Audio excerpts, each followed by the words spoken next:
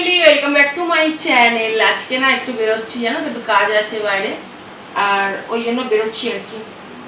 তো চলো রাস্তায় গিয়ে তোমাদের সাথে কথা হচ্ছে, ঠিক আছে? তাহলে করবো আর ভিডিও করবো, কারণ বাইরে যেতে হলে না আমার খুব কষ্ট হয়, প্রচুর শরীর খারাপ লাগে আমার। আমি যে যাবো মানে এটা টেনশন। ওটা ডালো কি ড্রেস পরেছে দেখো, সে পরে দেখাবে। আর ইয়েতে কি বলে ওই মানে যাবো যে না, এটা ভাবতেই কষ্ট হচ্ছে। বাইরে প্রচুর রোদ আর প্রচুর গরম, কিন্তু আমাকে যেতেই হবে। এখনো টোটো তো পিছনে যা, নাহলে মুখে হয়তো ঢুকিয়ে দে ফোনটা। তো এখনো টোটো ঠিক হয়নি, টোটো অনেক জায়গায় খবর নিচ্ছি, উল্টোপাল্টা ভাড়া বলছে, অনেকটা দূরে তো ওই জন্য আর কি। আর দেখা যাক কি হয়। আগে তো গিয়ে ফেরত এসেছি ঠাকুর ঠাকুর করে, আজকে কাজ কমপ্লিট হয়ে পরে দেখা যাক কি হয় না হয়।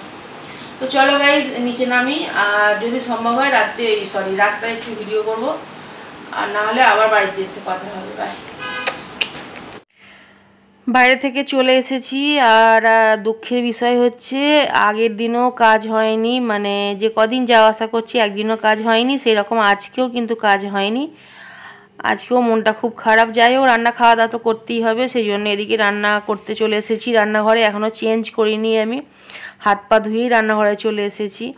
আর তোমরা তো জানোই গাইস, আমি সবজি কেটে ফ্রিজে রেখে দিই, তো কালকে কেটে রেখে দিয়েছিলাম, তো যার জন্য রান্নাটা তাড়াতাড়ি বসাতে পারলাম আর কি। আর এদিকে হচ্ছে চিচিঙেগুলো দিয়েছে একজনরা, মানে শুভমের কেউ, মানে পরিচিত কেউ আর কি, তাদের গাছের মনে হচ্ছে।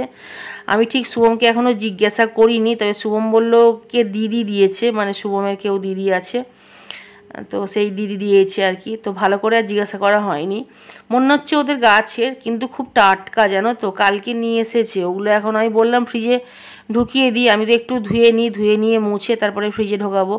সোম বলল চিচিংয়েটা ঢোকানোর দরকার নেই ফ্রিজে, ওটা আমি নিজে রান্না করব। দেখো রান্না করতে করতে না কড়া পুরো উল্টে যাচ্ছিলো, এক্ষুনি না এক করতে এক হয়ে যেত। দেখেছো তো, ভিডিও করা অত ইজি নয় গো। অনেকে ভাবে ভিডিও করা খুব সহজ, একদমই সহজ নয়। এক হাতে ক্যামেরা ধরে, ক্যামেরা মানে আমার ফোন আর কি, তো ফোনে ভিডিও করছি যেহেতু, ওটাই আমার ক্যামেরা, তো দামি ক্যামেরা ওটাই আমার।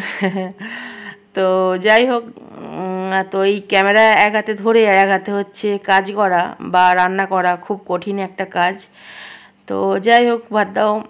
আর চিচিংয়েটা না মানে একদম টাটকা ছিল কালকে, জানো তো, মনে হচ্ছে সঙ্গে সঙ্গেই আর কি ওটাকে গাছ থেকে তুলে দিয়েছে, কারণ দেখলে বোঝা যায়। আর তোমরা তো জানো গাইস, টাটকা সবজি আমার ভীষণ ভালো লাগে, মনে হয় যেন কাঁচাই খেয়ে নিই আর কি। যাই হোক, এদিকে উচ্ছে আলুটা ভাজা হয়ে গেছে, গ্যাসটা বন্ধ করে দিলাম। আর উচ্ছে আলুটা না আজকে পেঁয়াজ দেওয়া হয়নি, জানো তো, পেঁয়াজ দিলে আরও টেস্ট আসতো, কিন্তু পেঁয়াজটা না কাটা হয়নি, তো সেই জন্য আর দেয়া হয়নি আলাদা করে। আর ইন্ডাকশানে হচ্ছে দুটো ডিম সেদ্ধ বসিয়েছি আর কি, তো মানে ওভেনে দুটো ডিম সেদ্ধ বসিয়েছি।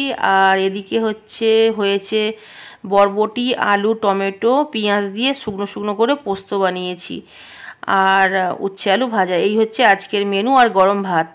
আর ডালটা মানে মনে করলে বানানো যেত, ডালটা অ্যাকচুয়ালি ইচ্ছা করেই বানাইনি, কারণ লাস্ট দুদিন মানে কালকে আর পরশু দিন ধরে মানে এতটাই ডাল খাওয়া হয়ে গেছে যে কেউ আর ডাল আজকে খেতে চাইছে না, যার জন্য আজকে আর ডাল বানাইনি। আর বরবটি আলুর পোস্তটা না আমার ছেলে মেয়ে খুব ভালোবাসে, যে কোনো পোস্তই আর কি আমার ছেলে মেয়ে খুব ভালোবাসে।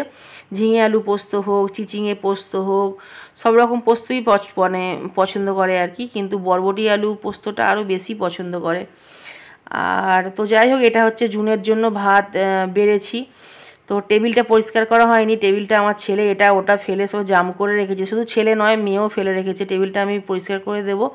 জুনকে বললাম ভাতটা নিয়ে গিয়ে বস, আমি হাত ধুয়ে আসছি, খাইয়ে দেবো। সকাল থেকে ও কিচ্ছু খায়নি আজকে, জানো তো, যার জন্য ওকে নিজে বসে খাওয়াবো আজকে। আজকের মতো বাই, থ্যাঙ্কস ফর ওয়াচিং।